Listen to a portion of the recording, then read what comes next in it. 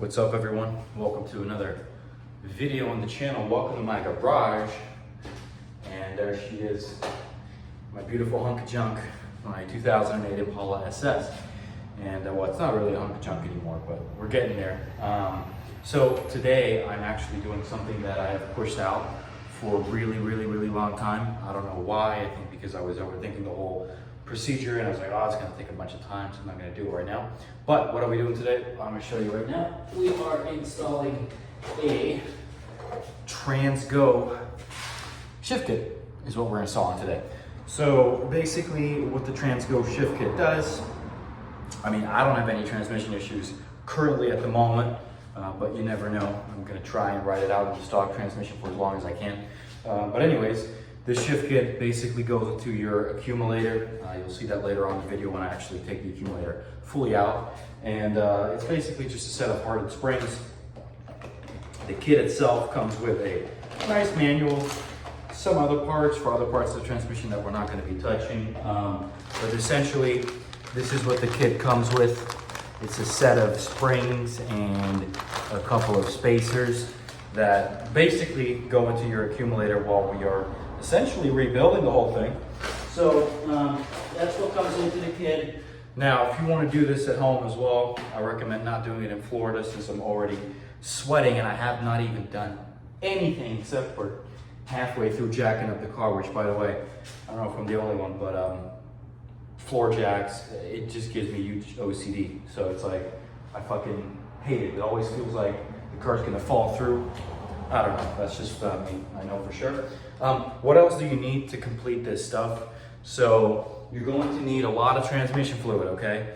This right here is about a gallon or almost 5 quarts.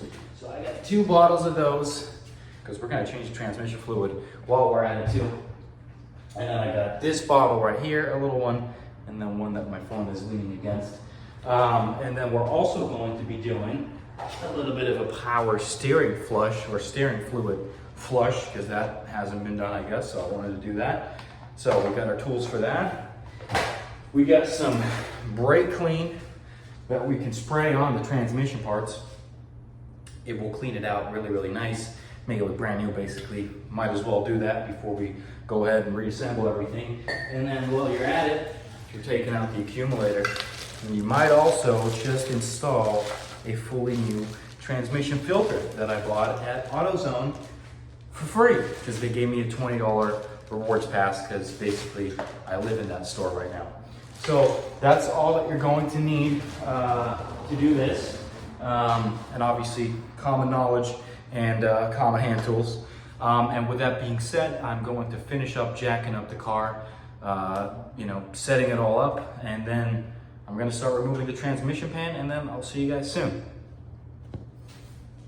So we just got the car fully on jack stands. Oops. Let me show you what that looks like and what we're achieving or trying to do today. So she's all jacked up with my new floor jack that I got. You know, this other Walmart piece of crap. It just gives me even more OCD. So that's that. 2 floor jacks right there. Or jack stands. And then what we are going to do is we are taking out that transmission pan right there. That's gonna go out. That's underneath there is where we'll find the parts that we need. All right, oh, there we go. So we're basically getting the pan off now. Just letting it drain a little bit in there. So next step, take all the actual shit out. All right, ladies and gentlemen, so we just got the transmission pan out. And I mean, my fluid looks good because guess what? I take care of my car. Surprise, surprise. So we're gonna change out that filter and we're gonna put some brake clean everywhere, clean it all up, and then install the shift kit. So that's it. All right, there we go. Transmission filter is out too. That absolutely splashed all from my face and my phone, but there we go. So now the last thing we gotta do, take that accumulator out right there, and then we're done. We're not done, then we can start the assembly. All right, everyone, so the accumulator is finally out. As you can see, it's just this piece of tubing, just wouldn't come out. for some reason. So I ended up just getting it out of the little hose that it was in, and whatever. It was a real battle taking this thing out of the car. My phone is covered in transmission fluid. I am. It was a real pain in the ass. So let's open it up.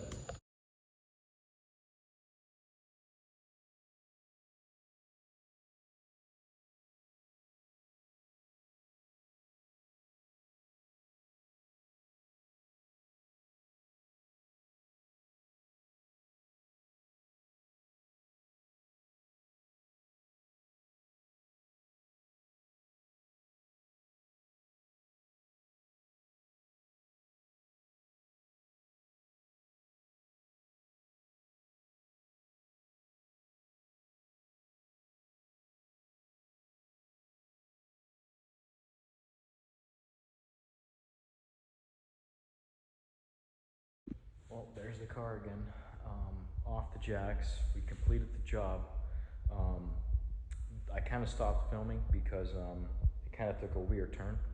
Well, nothing too crazy, but basically I always noticed from the day that I bought the car that the engine and transmission seemed to have no issues, as opposed to what most people say on the forums about the car, the internet says. So I don't know. I went into the job thinking, okay, this car doesn't have a shift kit. I'm going to install it in the car, and that's that, right? So after a pain in the ass battle with the accumulator trying to get it out, we finally got it out.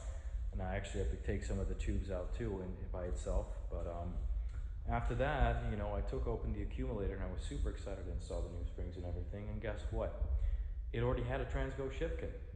So I was annoyed, you know, I was like, because I didn't have to do it, because at the end of the day, my fluid was changed and flushed by the dealership where I bought it about 4,000 or 5,000 miles ago since I bought the car.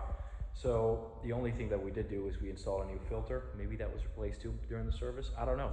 But I guess the good thing about this whole thing is that my transmission, I'm almost 99.9% sure, has been rebuilt already, which is great because I was gonna do it at some point next year.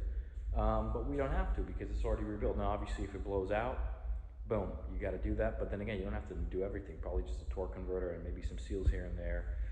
Maybe the rest of the shift kit. But I think that's already installed too because, like I said, I think it's rebuilt. So that's good news. There's really no bad news, but it did suck.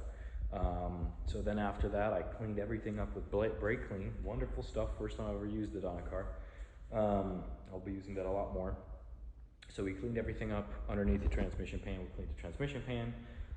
We cleaned out the accumulator. Everything looked like brand fucking new underneath. And we put it back together. I did, just for my own ego and pride, I still took out the old TransGo shift kit and I put in the new TransGo shift kit. New springs can't hurt, I guess, but everything looked super good in there, even the old shift kit. So we did that. Then I bolted it all back up together. I put the new filter in, which was surprisingly easy to do. Everyone said, oh, it's a pain in the ass. Not really, just get your rubber hammer, tap it lightly, it goes right into place. And then after that, I hooked up the accumulator with the tubes. And, you know, I'm kind of OCD about it because it seems like the tubes are not in as far, I mean, almost, but not as far as they were in when they took them out. So we'll see if something with that happens, but hey.